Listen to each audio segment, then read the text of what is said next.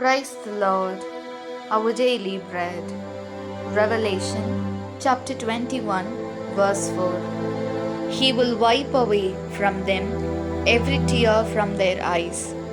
Death will be no more, neither will there be mourning, nor crying, nor pain any more. The first things have passed away. O Almighty God, thank you for giving this wonderful verse. May your presence showers on us. O Lord, we cry out to you every day and pray. You know all our pain, sorrow, tears, and anguish. Have mercy on us, your people. Hear our prayers. Wipe away our tears with your hand and bless us that we may live in joy. We ask this in the name of Jesus Christ. Amen. அன்றாட உணவு. திருவெளிப்பாடு அதிகாரம் 21 இறை வார்த்தை 4. அவர்களுடைய கண்ணீர் அனைத்தையும் அவர் துடைத்து விடுவார். இனிமேல் சாவு இராது, துயரம் இராது, அழுகை இராது, துன்பம் இராது. முன்பு இருந்தவையெல்லாம் மறைந்து விட்டன. அன்பின் தகப்பனே, இன்றைய நாளிலே இந்த இறை மன்னாவை கொடுத்ததற்காக நன்றி ஆண்டவரே.